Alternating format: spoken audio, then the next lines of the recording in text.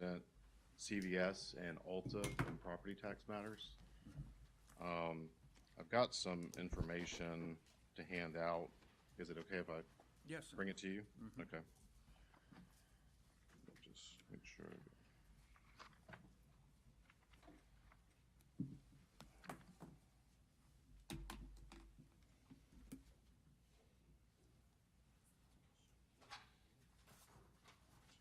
Sir, will you give our council the one right there behind you? Yes.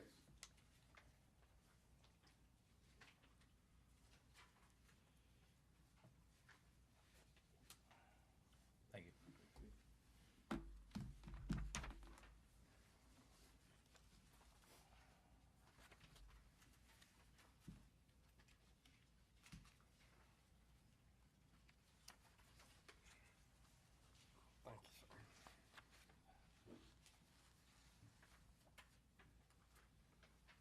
Thank you, sir. Thank you, sir.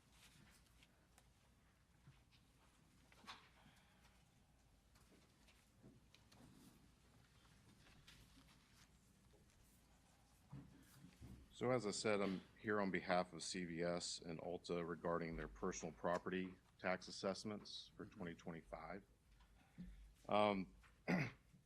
After review of the assessments and the bills that were received for the 2025 tax year, we noticed that the inventory amount, so for personal property, it's made up of furniture, fixtures, and equipment plus inventory. And so for CVS, these are obviously retail store locations. There's one location that's related to Quorum Healthcare. They do something different. It's not really retail. And then also Ulta Beauty, but there's 5 accounts under CVS. And the inventory for 2025 was assessed for each account at a higher amount than what was rendered on the return. And so what I've got in this information, there's the first 3 pages for the CVS packet or each account. So there's 5 accounts showing the issued assessment and then the requested assessment for each account with the tax impact for the difference. And then there's a breakdown of the issued and requested assessments below that. There's also a letter in here regarding these locations from CVS, and then there's a couple of documents that are balance sheet reports from CVS showing their inventory amounts for the 2025 tax year as of year-end 2024, that'd be December 2024. So one of them that I'd like to point out again is the Quorum. This is the first one on the first page, Quorum Healthcare. This business, and it's in the letter as well, that's on the 4th page of the packet, this business has seen a decline. So the inventory has reduced significantly, and so it appeared that this year, for 2025, the inventory was kept in line as the 2024 tax year, but the inventory was actually much less because it's in decline. And for that business, we provided on the 5th page of the packet, it has balance sheet inventory information for 2023, 2024, and 2025. So you can see the decline that occurred throughout 2024, and then obviously 2025, those inventory amounts have stayed pretty steady. I don't know if I need to go through each one. I can, No, but I've got it. It's all here. Right. So, Mr. Slay, isn't it a time of the year when they can dispute this? Right. So the deadline to dispute the assessment for 25 is long since passed. What month is that, Stacy? Right. So, August? so we missed the deadline. I mean, this information is helpful. I'm assuming that some discussions for 2026 going forward can be had, and maybe, some sort of corrective action, assuming the tax assessor is satisfied with the documentation. But we're well past the deadline to dispute the assessment for 25 personal property tax. And you do understand, that correct? I understand that the period for Right. assessment protest is passed. I know Right. it occurs in August each year. But, I mean, I understand that, but we're still asking for a correction to the Well, tax maybe roll for next 2025. year we can look into it, you know, in 2026. Yeah, And maybe some corrections right. from back years, is that possible? I don't know that. I mean, that's Stacy's, no, Yeah. okay, I was trying to help you. Understand. Yeah, I mean, and it's the same for Ulta. I mean, you know, for CVS, for these 5 accounts, it's about $40,000 in taxes for the 2025 tax year. That's impacted by this. And then for Ulta, it's almost $11,000 for that account. So, and what we're saying is overpayment based on Right. incorrect assessment. All right, well, So- thank you. Tell me, why did y'all not bring this forward in a I- timely manner?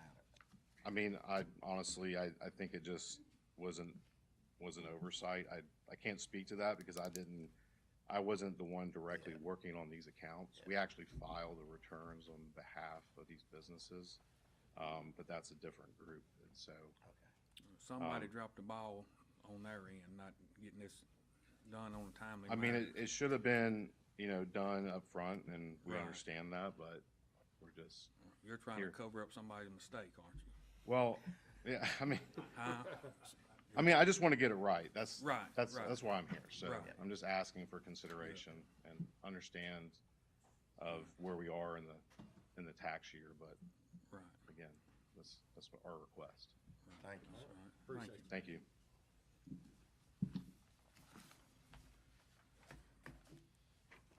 All right.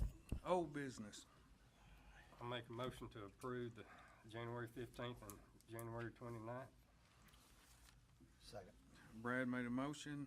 Bill seconded that motion. Any further discussion? All in favor? Aye. Motion carries. Consent agenda. Has everybody had time to look over the consent agenda? Everybody good? Any questions? Make a motion to approve. I second that motion. Steve made a motion. I second that motion. Any further discussion? All in favor? Aye. Motion carries. Caroline Gilbert, our tax collector. She must not knew we started at 9 this morning. I'd be happy to handle that. Okay, Mr. Hicks, would you? Item A is authority to void the 2017 through 2025 tax statements for PIN 15595-01, and you can see why.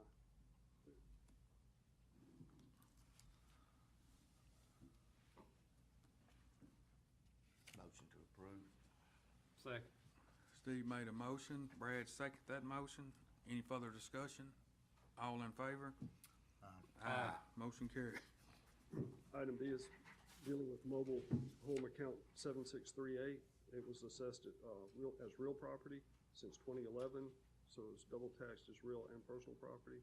So they're asking to void the mobile home tax bills for 23, 24, and 25, and any amounts paid for those years to be refunded, and that the 26 mobile home tax statement be voided. I'll make a motion to approve. A second. Brad made a motion. I second that motion. Any further discussion? All in favor? Aye. Motion carries. Is that all you got, Mr. Hicks? Now we have Stacy McNich, our tax assessor. Good morning. Good morning. Item A, requesting authority to approve petitions to adjust the 25 homestead exemption supplemental roll. Motion approved. Second.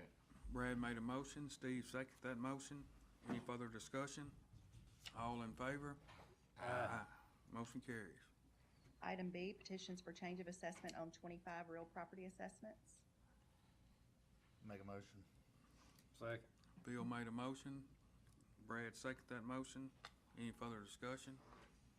All in favor? Aye. Motion carries.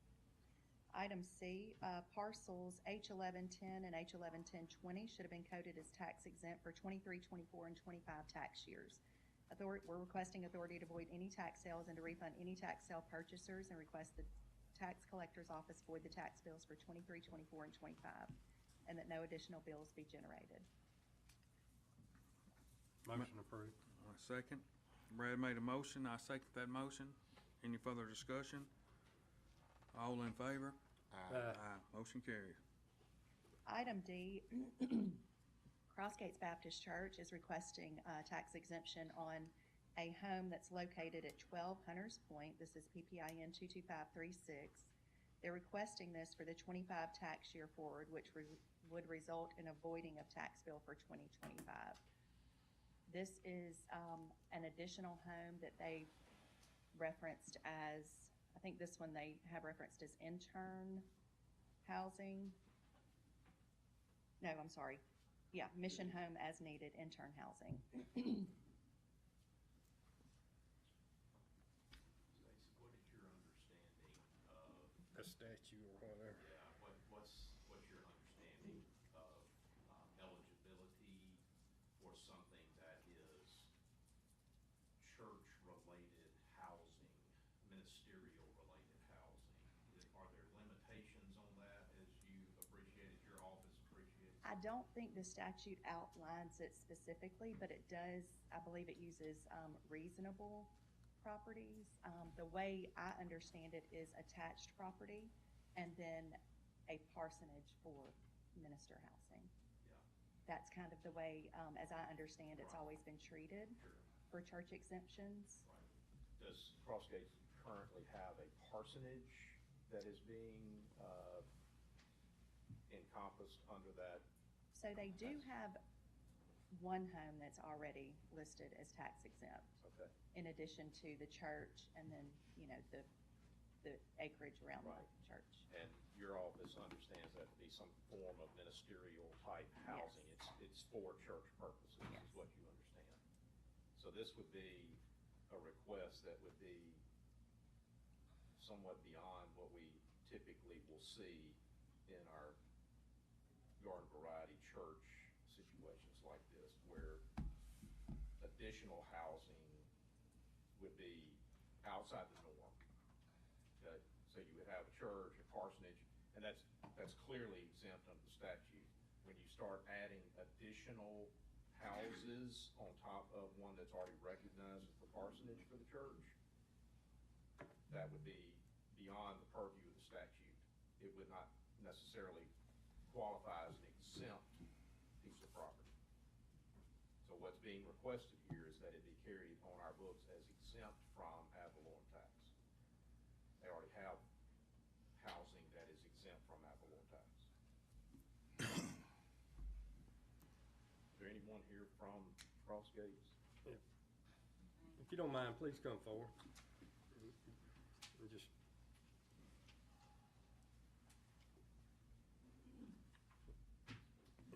I guess state your name and for the record. Kathy Wolf, I'm the business administrator at Crossgates Baptist Church. Can you explain a little bit more on? We occasionally house missionaries who are home on furlough.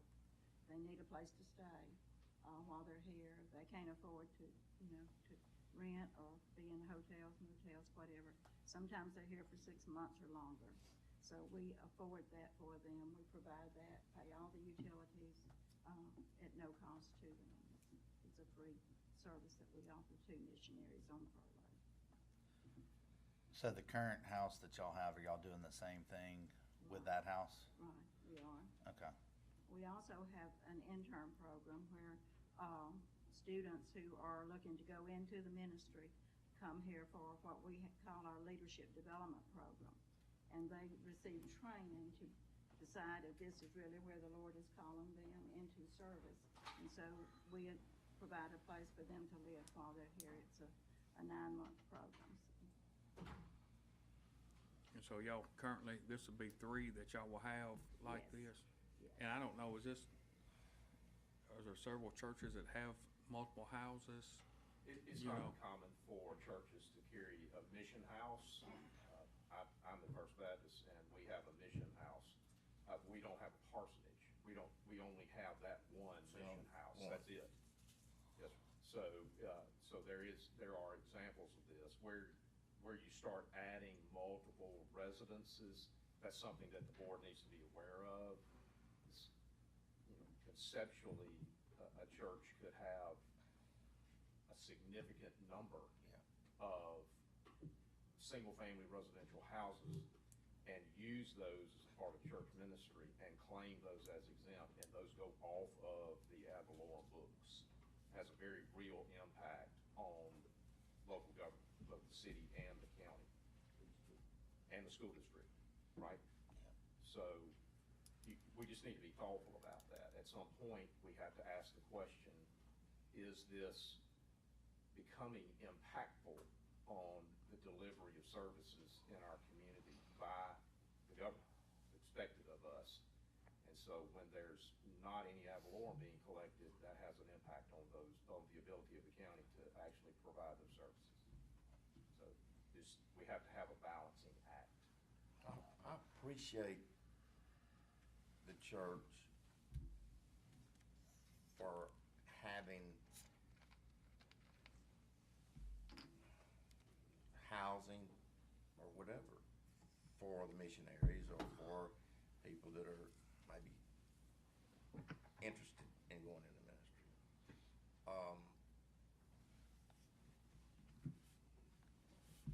I hope that I'm not too far out of line, but we have a lot of churches in Rankin County. A lot. And we have a good many big churches. And the state statute, to me, is pretty clear. If we're not careful, this slope could get real slippery. And I'm not talking about just with your church. This is something that, boy, whenever you're weighing religion and government, and it's time to bring the Bible out and read the Bible. Okay, I'm done. Yeah, it's really, guys, it's more that there has to be some sensitivity given to the use of the charitable organization. I'm not talking about churches. Churches don't even have to literally file documentation to qualify as a charitable organization. They're automatically recognized as charitable. But there are a number of other entities that will qualify under some form of charitable purpose, and we really just have to be sensitive. Is this really about a charitable purpose? Well, right? I feel comfortable this is. Yes. But we already have one. I mean, and the state statute guides us to keep us from getting, I mean, a county like ours could have 1,000 next year. Yeah. Yes, that's the balancing act. Yeah. I think what you guys need to decide, I'm not asking you to decide it today, but it's before us today as a request for tax exemption. What we need to decide is, are we gonna kind of set a pattern here? Are we good with a church having that parsonage type setup? Are we good with that? Because that's our normal policy. Beyond that one parsonage, if you have additional houses, the expectation should be that the church will in fact provide the ad valorem at the assessed rate. They get one, the parsonage, but any additional housing is just subject to ad valorem like any other single-family dwelling in the county. Any additional housing that's not connected to the campus or a building. Yes, Part obviously, if it's a part of the church proper, it's not a separate single-family dwelling. If it's a part of the church proper, it's gonna be exempt because it's classified under the church's umbrella, what we would recognize as the house of worship. Ms. Stacy, do we know if there's any other churches that currently have more than one tax exempt? Do we know that as of now, or would that take some research? I can't think of any off the top of my head. I do remember when I came into office in '24, we had one in Pearl that had additional properties that were unattached, and we put those back on the roll. Y'all put them back on the roll? mean, I don't wanna be unfair, That's why I'm you know, asking if to there's any any other others. churches, and by all means, I don't wanna, you know, I mean, I believe what y'all are doing is great for it, you know, and I don't wanna go against the Lord in any way. You know, but there again, you know, it just, we probably need sometime or other put a limit on, right, you know, how many, you know, just so big churches or any church, you know, you don't get 5 or 6, and then, you know, you do one, then, well, you didn't do have to us, do you know, anything. well, you didn't do us, you know, but I understand the purpose of it, and, you know, I think it's great that doing that, you know, for them and helping them, but I think sometime, we're just gonna need to put a limit on, you know, so we don't get ourselves in trouble with different, you know, churches and, Can we table this to the next meeting and just get clarity and make sure no other church is getting more than one tax exempt property and then If take I it? may, it's always helpful for us to actually table these to a date certain, just to make sure that we have plenty of time. I would suggest tabling it until the first March meeting, which gives us a full 30 days roughly to get on top of, Okay. you know, exactly what is the composition of tax exemption as it relates to, especially to church organizations and real properties that are used as a part of the church function. Just make sure we have a good, clear picture of what's happening in Rankin County right now. Okay. And then set your policy on the basis of what that information is. So that gives us a full 30 days to do it. So that would be my suggestion, is a motion to table it for until I'll make that the motion. first March 2. D I'll make and, the motion. D and E, right? D and E. Table D and Yes, E. Yes, both. Yeah. that's correct. I second, or you second. Steve made a motion, I'll second. Brad seconded that motion. Any further discussion? All in favor? Motion carries. And just for the record, I mean, I support what, you know, what you're doing all, but we just gotta get some clarity and make sure that we're not going against some other churches and how many other churches are out there. There might be, you know, some out there that already have 2 or 3, but we just need to make sure that we're treating everybody fair, you know, and not, you know, cause they watch us, well, y'all did them this way, y'all wouldn't do it. You know, we just wanna make sure everybody is fair and we're treating everybody fair on it. Thank you So for March 2nd. March 2nd. Right. Okay, thank you. Thank Thank you. you. ma'am. Thank you, ma'am.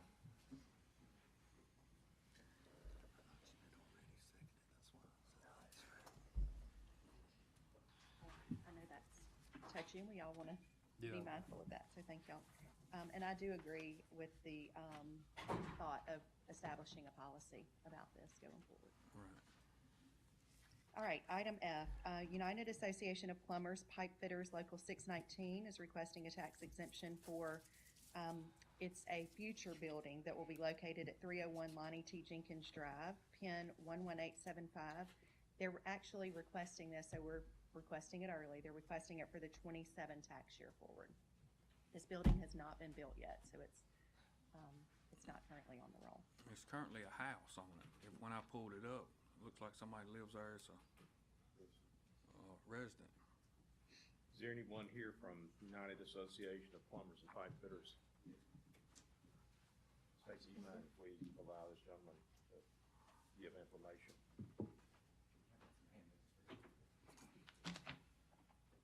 If you would, state your name. Chris address. New, I'm the business manager for Local 619 Plumbers and Pipe Fitters. Do you live in Rankin County? No, sir, I do not. What'd you say your last name? Newell. Thanks, sir.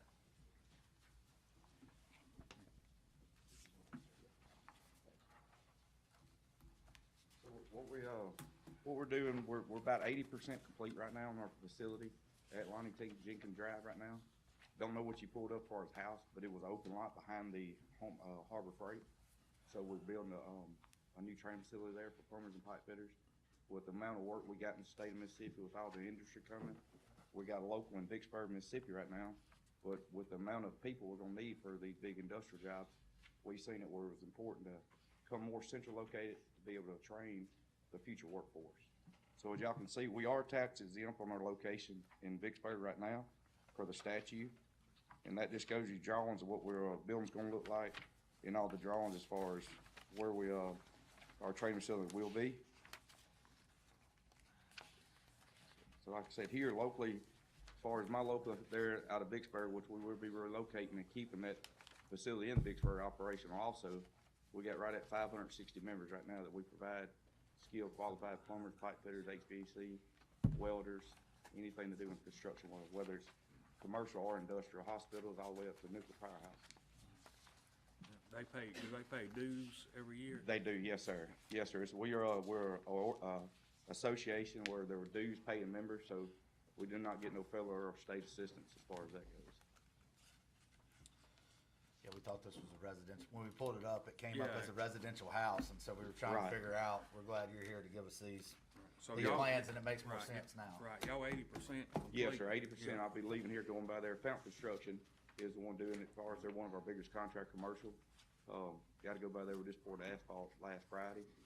So we're about 80% complete right now. That's gonna be total. We'll have an investment, which for the building and then the training material in it, we'll have a little over $4 million tied up into this facility to try to train the local workforce as far as got with the city of Pearl, school system in Pearl and Brandon, to try to get most of their, good guys that wanna go, guys and girls wants to go into the workforce, to help give them a skilled trade. Well, you know, condemn and thank y'all for what y'all doing and trying to, cause there's definitely a need out there, you know, for that, you know, Yes, to get some training on, but my personal, you know, I'm gonna make a motion to deny the, you know, that's just my personal, you know, on it. You know, I just think everybody should pay their fair share of taxes, you know. It is discretionary, they are not automatically exempt, it is discretionary with the board, that they are a qualifying organization under federal law, 501c5, which is a trade association, unions fall under that purview as well. But you retain the discretion to decide whether or not they would be exempt from local ad valorem tax. That's the request, is that they not receive a tax bill on the property where this facility is being constructed. Everybody clear about that? I don't know whether they have qualified for a sales tax exemption under Mississippi law. Maybe they have, but generally speaking, they would be entitled to a sales tax exemption under Mississippi law. But it's totally discretionary to you guys as to whether or not they should be participating in the payment of ad valorem tax that goes to, in this case, I think it'd be the city of Pearl. Yeah. Is that right? Rankin County and the city of Pearl Public School District. How, have you went before the city of Pearl? I've met with, Mayor Wyndham before we started building, and, they opened open arms for ours, and like I said, I have talked to him. We're just now building the building, so now we're looking at the taxes, trying to do all the proper station we can do to make sure that we, do it legally and, you know, make sure we make a good partnership with the city of Pearl and the county of Rankin. Like I said, because the main thing is we want to put these young men and women that need to go to work, give them a skilled trade, and that's what the purpose of everything is, right? Try to build all these facilities. So, but I have met with Mayor Wyndham before we started. It's been about a year ago. Yeah. When, like I said, I am well in him in the building and deal with Brad a lot with his inspector. So I have dealt with them a lot in the city of Pearl, yes, sir. But I meant as far as the tax. No, this is, we just jumped into this a couple weeks ago, trying to make sure we're doing our part so we don't meet deadlines and stuff like that. But I have not met with, the mayor or none of his team on that as of yet. Since this is for 27, we have a good bit of time before this has actually got to go into effect, right? Are we Okay. tracking this as work in progress on this one? So there would I be a made a motion, 26. anybody want a second, or y'all want to give it to 'em? Well, you made a I motion. made a motion to deny, does anybody want to second it, or? I feel like second. I made a motion to deny, Steve seconded that motion, any further discussion? All in favor? Further discussion, Motion carried. yeah, I think the city of Pearl is the place that needs to bring this really even to us. But anyhow, We got time to revisit it. yeah, we, you know, I would, Yeah, 'cause like I said, the main thing we're just trying to do is be good partners, trying to give another avenue to put these men and women to work, Yep. so. But like I said, I do appreciate time, and I will get with the mayor, Yep. and we will revisit, because we got time. Do you know the deadline? When do we have to have it for the 27th of June? Okay. Thank you, board, appreciate you. Thank you. Is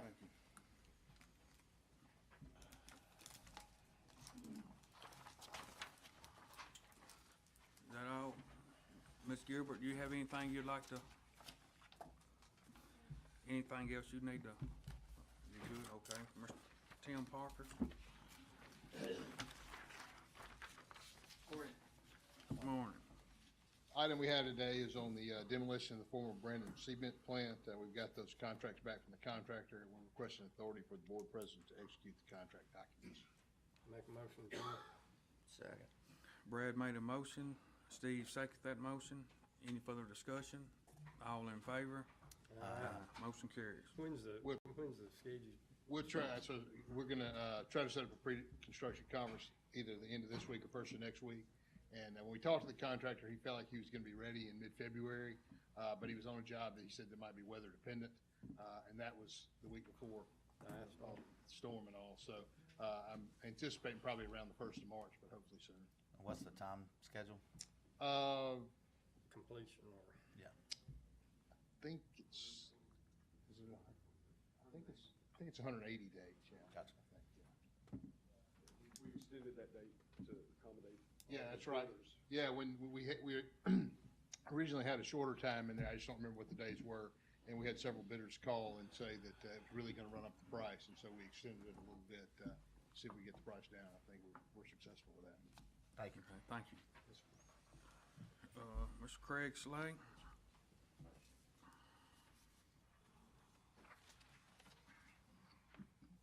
Good morning, gentlemen. The first item under my section is a matter to set a public hearing for the 13th of February at 9 o'clock on the McCrory Family Trust, 264 Garth Farm Road. This is consideration of a potential action under the code section 4335-103, subparagraph C, to condemn certain properties. This is just to set it for public hearing.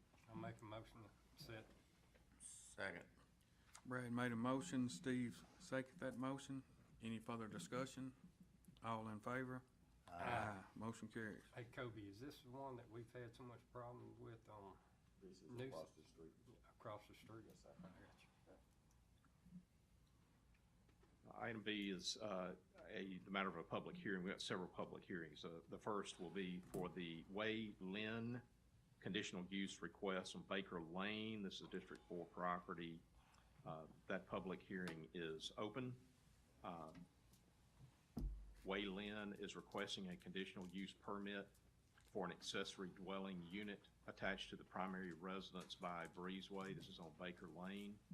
It's a 5-acre parcel, is zoned RE1. Property is subject to covenants stating that only one primary residence may be constructed, which must contain a minimum of 2,500 square feet of heated and cool square footage.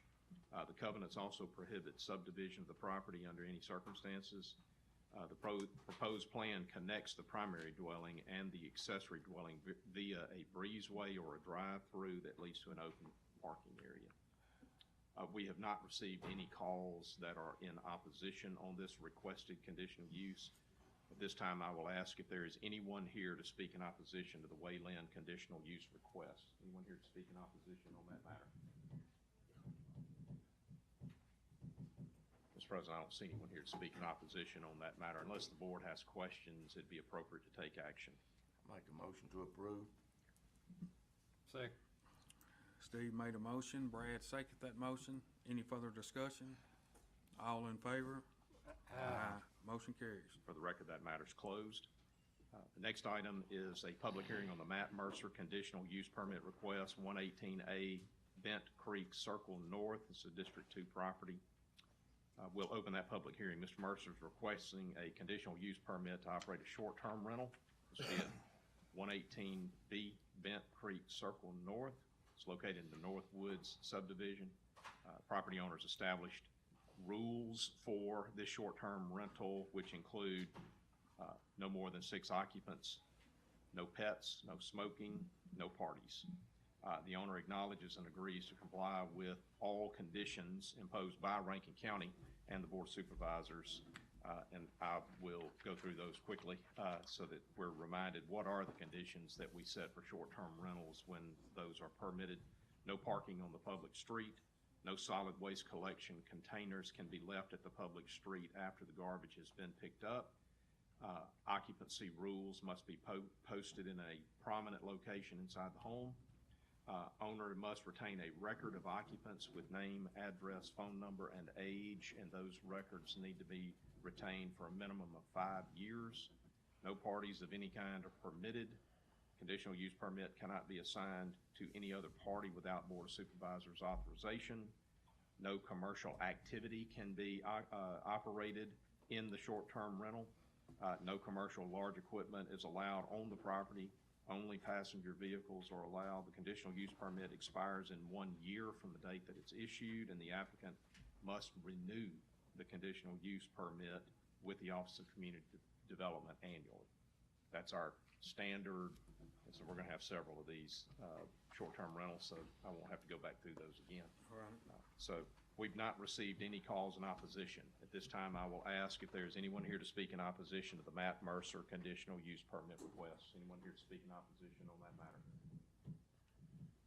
Okay.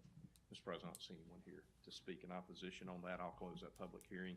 This time it'll be appropriate to take action. Is Mr. Mercer here? Matt Mercer? No, sir. I make a motion to deny, because it's in a duplex, with having a long-term rental next door and the short-term on one side. I make a motion to deny. Second. Phil made a motion to deny. Brad seconded that motion. Any further discussion? All in favor? Aye. Motion carries. All right. Next item is the Ayanna White conditional use permit, 326 Evergreen Way. This is District 5 property. Like the last one, gentlemen, this is a request for conditional use permit to operate a short-term rental at 326 Evergreen Way. It's located in Barnett Bend 2, Phase 2. This is a District 5 property. I think I've said that. Property owner has established rules, which is, again, maximum of 6 occupants, no pets, no smoking, no parties. The owner acknowledges and agrees to comply with the short-term rental obligations that are imposed by the county on top of those that she's already instituted. Ms. White also owns another short-term rental that was approved in 2023 in a different subdivision. My understanding is we've not had any issues with that one. We've not received any calls in opposition on this one. So at this time, I will ask if there is anyone here to speak in opposition to the Ayanna White conditional use permit request. Anyone here to speak in opposition on that matter? Okay. Mr. President, I don't see anyone here to speak in opposition on that matter. We'll close that public hearing. This time it'd be appropriate to take action. What would Jay do? Make a motion to approve. Second. Phil made a motion to approve. Steve seconded that motion. Any further discussion? All in favor? Aye. Motion carries. Okay. Next item, gentlemen, is the Greg Burkhalter request for a conditional use permit. This is a mining operation, small, classified as exempt mining operation of 4 acres or less. It's out of a 38-acre parcel. It's located on West Mountain Creek Road. Property zoned A1. Mr. Burkhalter owns the surrounding property. It totals 38.68 acres. He's obtained a 4-acre mining exemption permit from the Department of Environmental Quality. Ingress and egress to the site will be provided via the existing power line easement through this property that connects to Mountain Creek Road. We've not received any calls in opposition on this matter. At this time, I'll open that public hearing and ask if there is anyone here to speak in opposition to the Greg Burkhalter conditional use permit request. Anyone here to speak in opposition on that matter? Okay. Mr. President, I don't see anyone here to speak in opposition on that matter. At this time, we'll close that public hearing and be appropriate to take action. I make a motion to approve. Second. I made a motion. Steve seconded that motion. Any further discussion? All in favor? Aye. Motion carries. Mr. Scarborough, I believe I know the answer to this. This will be, your approval is with the conditions that we normally apply to exempt mining operations. Is that correct? Correct. Yeah, Okay, with good. our standard, yep. Hours of operation will be, since it's standard time right now, 8 to 5, Monday through Saturday. No Sunday operations of any kind.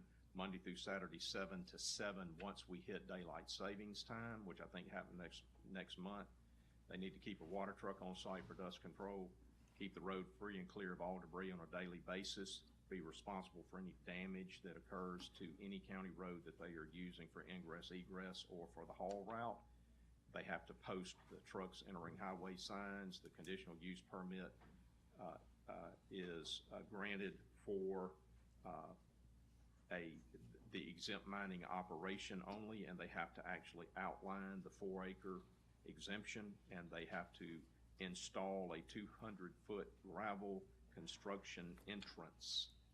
Is that your understanding? Correct. All right. And I believe, I believe y'all went over all this, with him, and he was good, He was. my understanding, right? All right. Okay. Okay. Okay, you're aware of everything? Okay. Right, that public hearing is closed.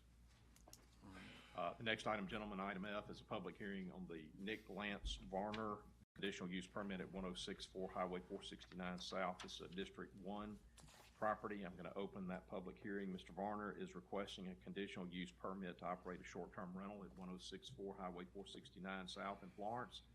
The subject property consists of a 2.25 acre parcel that's zoned A1. Applicant has established rules and restrictions. No on-street parking, no large gatherings or parties. The applicant also acknowledges and will agree to comply with all of the county's short-term rental obligations as well. We have not received any calls in opposition on this matter. At this time, I'll open the public hearing and ask if there's anyone here to speak in opposition on the Nick Lance Varner conditional use permit request. Anyone here to speak in opposition on that? Mr. President, I don't see anyone here to speak in opposition. This time, we'll close that public hearing. It'd be appropriate to take action. Is Nicholas here? Anybody seen Nicholas? Don't they have big gatherings over there? Well, I was wondering, like on the driveway, can we request a blacktop the driveway, or is that something? We sure can. Yeah, I'm gonna take a look at it, but I'll make a motion to approve. Second. I made a motion to approve. Brad seconded that motion. Any further discussion? All in favor? Aye. Motion carries. Item G, gentlemen, is a public hearing on the Anna Rigby conditional use permit request at 558 Ross Neal Road. This is a District 4 property. I'll open that public hearing. Ms. Rigby is Bigby. Is it Bigby? I'm sorry. Ms. Bigby is seeking a conditional use permit to place a 2026 manufactured home as a second dwelling on property that's located at 558 Ross Neal Road. The subject property consists of 7.08 acres, it's zoned A2. It allows for manufactured housing. The proposed second dwelling is intended to provide housing for the applicant's elderly parents, allowing them to live in close proximity so that she can assist them with their daily care. Both parents have ongoing health conditions that require additional support, including mobility limitations, medical issues related to diabetes, and other age-related conditions. We've not received any calls in opposition on this matter. We do propose, gentlemen, that we install or insert a condition that once the hardship has been remediated, the manufactured home has to be removed from the property. Okay? So, is there anyone here to speak in opposition on the Anna Bigby conditional use permit request? Anyone?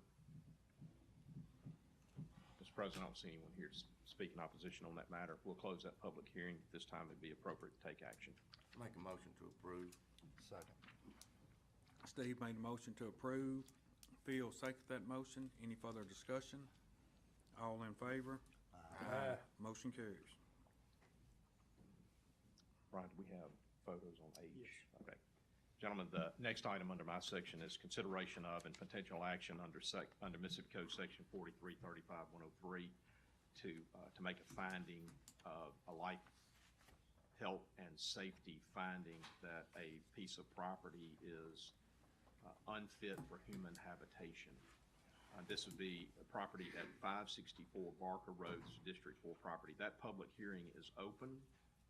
I'm going to ask anyone here on behalf of Pamela D. Rogers or the Pamela D. Rogers estate to be prepared to come forward to address the board. And Brian's going to demonstrate with the photos.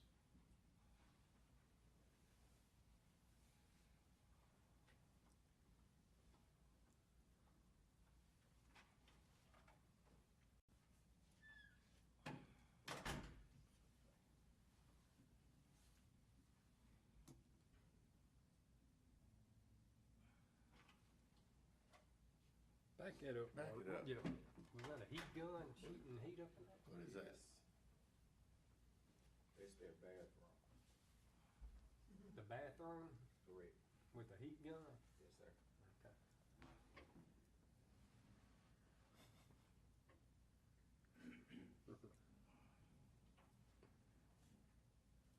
So are they living in those dwellings too, or are they just storing stuff there?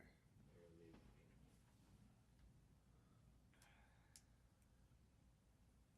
That's the toilet. Correct.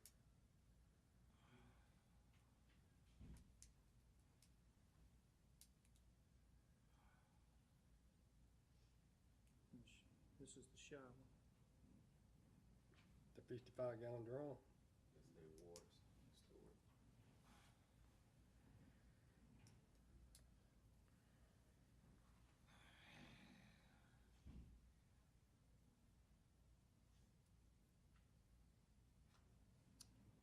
This is terrible. Where's that at? So gentlemen, so that there's Marker Road. less chance of confusion over what's going on here, sometimes we take matters and we have public hearings that relate to nuisance properties. This is not what this is. This is an unfit for human habitation analysis. This under a totally different code section. And so you are utilizing your statutory authority and your police power jurisdiction as a governing authority to make a finding here that this property is unfit for human habitation. The photos are demonstrative. You've also can use your own judgment. And so if it would be appropriate, unless you have questions, unless there is someone here on behalf of the Rogers estate, is there anyone here? I don't see anyone here, Mr. President, to speak on this matter. It's really up to the board to make its judgment decision about this property. What happens if you decide to declare this to be condemnable, that it's unfit for human habitation, if that's your decision, then at that point, we typically will instruct staff to secure the property and prevent it from being inhabited. And then from there, we typically will take additional steps to remediate the problem, to eliminate the hazard to the community. Let me ask you, have y'all talked to them or laid eyes on them or communicated? So, Brett's here as well. yeah, Yeah. we went out there, she was there, Brett called me, we met up. She showed us, we couldn't enter through the front door. They have a section where they sleep, but that's as far as you can go from the entirety of the house. Well, I mean, it's obvious, I mean, it's in bad shape, but I mean, it's also obvious, it looks like they need some help. You know, they're living in these conditions, you know, that's why I was asking, I mean, it's obvious somebody, you know, they need some help or, you know,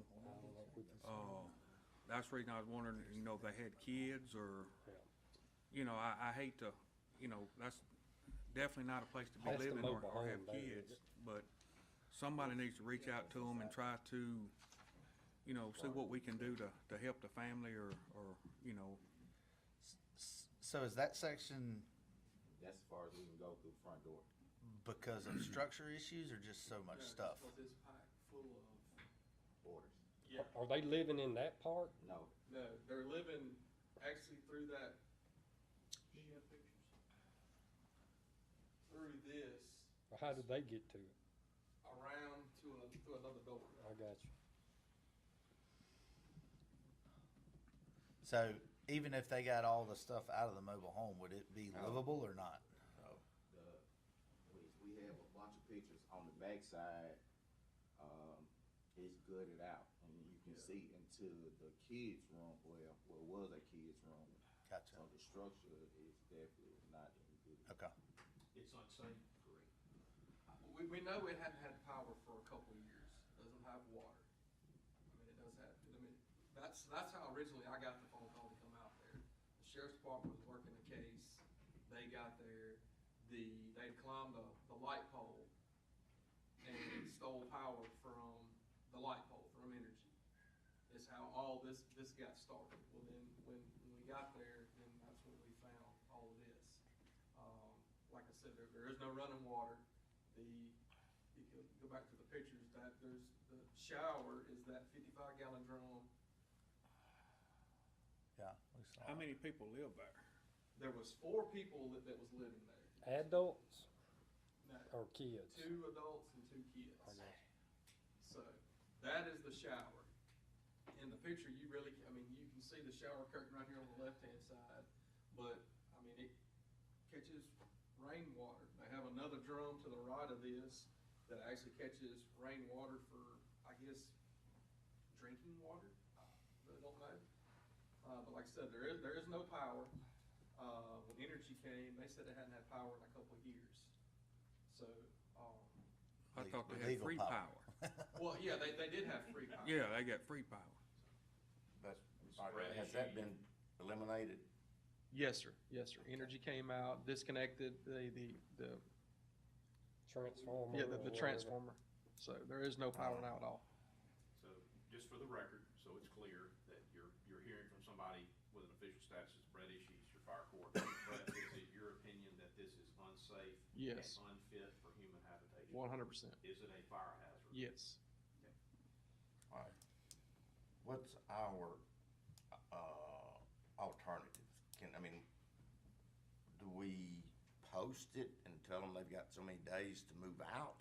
So initially, we'll go out and post, and seal it off, and send out a letter to contact it, that they have 60 days to correct the issue.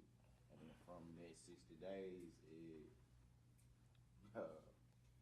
goes to the, county, and then it'll be in our hands to eliminate the All right. problem. When we go out there, does that mean that day they need to leave?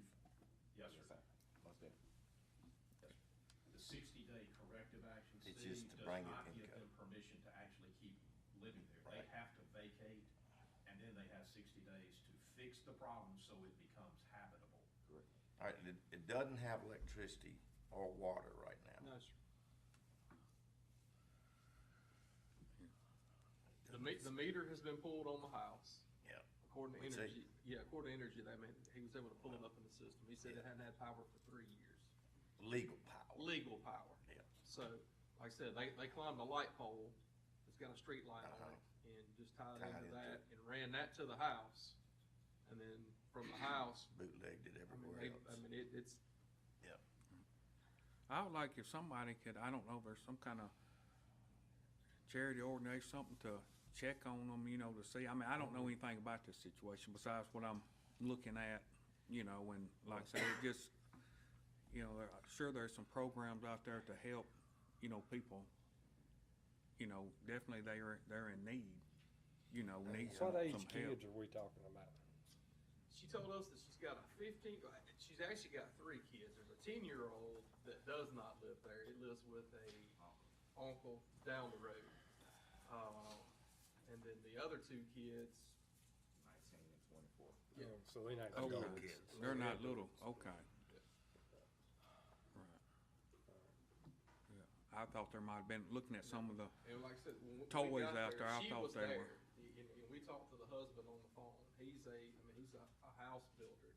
And more, it's just where he said he was at, and, couldn't come, so. right. Well,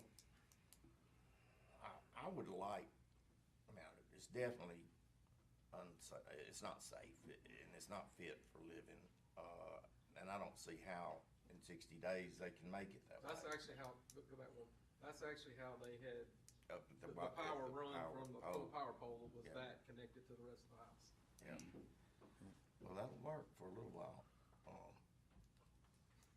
But I would also I mean, but I would like to post it, and I'm sure that once we post it and tape it off and all, even with no water and no electricity, I just can't imagine how, and the weather like it's been, how they could be living in that. I mean, we're doing them a favor, especially if they find a better place to live. And there are numbers to call that we have in Rankin County and in Mississippi for assistance.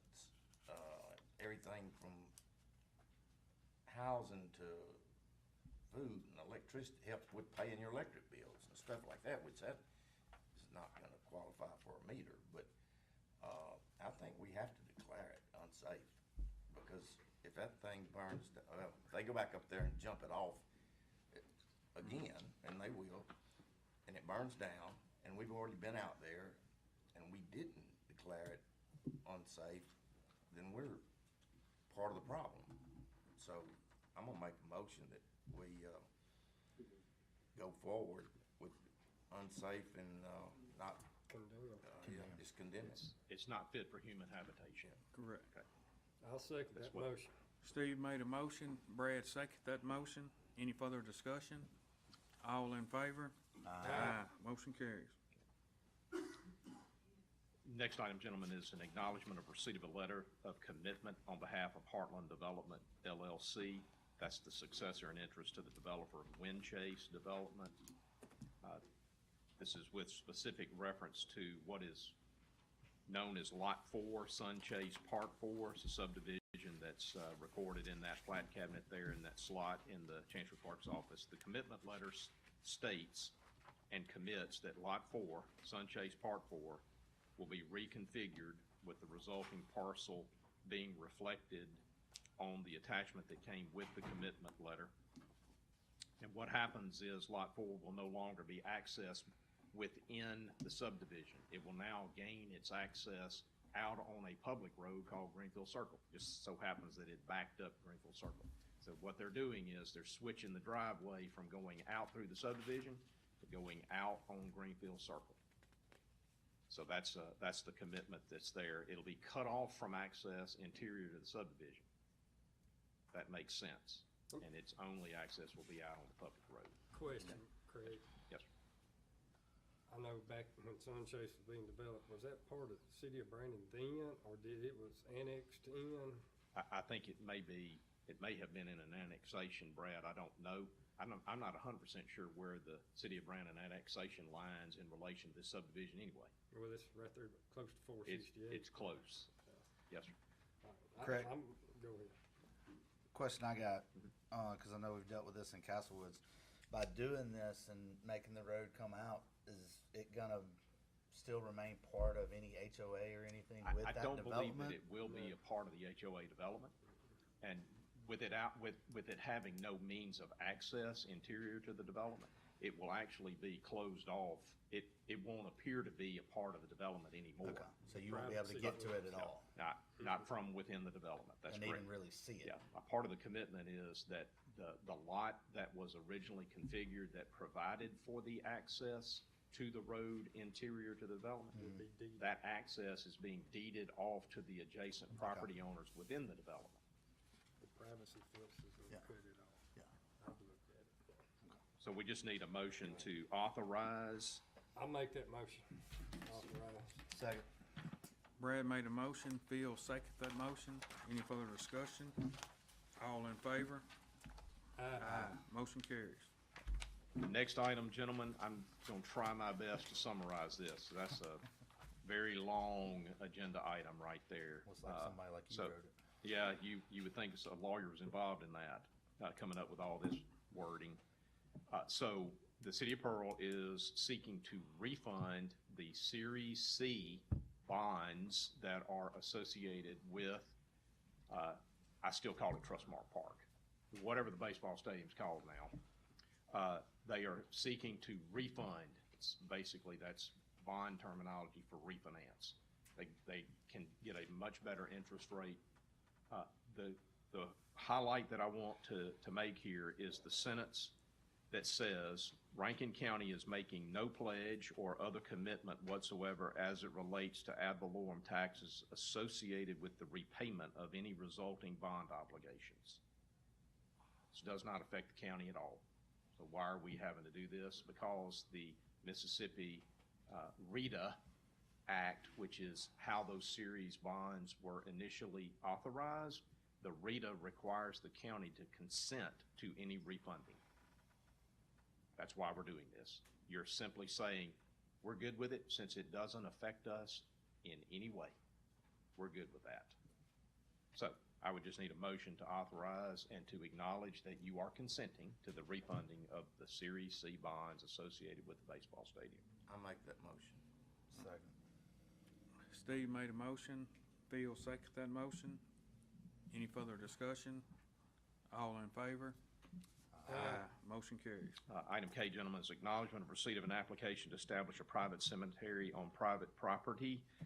And you see the parcel ID there. This authorization at the location has been demonstrated by way of an application. The application for all relevant departments of county government is to be provided with a copy of the application and property survey documents. So they've had to survey out where the private cemetery is going to be located on their property, and that'll be documented in our record keeping. We have a policy that we follow. We require a lot of documentation and survey it out so everybody knows where it is and what it is. And so all of that has been complied with. So this would just simply be your authorization to proceed. Where is it located? Anybody know where D5L 110 is? Stacy's looking. I think it was, It's in your district, so. I think it's the church, yeah, off East Mountain Creek Road. I believe that's correct. It's on Russell Cove, 137 Russell Cove. 137 Russell Cove? Mm-hmm. Okay. Is that I part of your make a family? motion Huh? What was your motion? to he made a approve. motion to approve. Second. Made a motion, Brad seconded that motion. Any further discussion? All in favor? Aye. Gentlemen, we've got a couple of matters of economic development activity and potential acquisition of real property by the county that I will need to discuss with you in executive. Make a motion to go into executive. Phil made a motion going to executive. Second the motion, discuss the need to go into executive. Steve seconded that motion for the need going to executive. Any further discussion? All in favor? Aye. Now need a motion. I'll make the motion Phil made a motion. Economic development for economic development and and, potential acquisition of real property. yeah. Thank you, Phil. I second that motion. And Steve seconded that motion. Any further discussion? All in favor? Aye. Motion carried. We're in executive.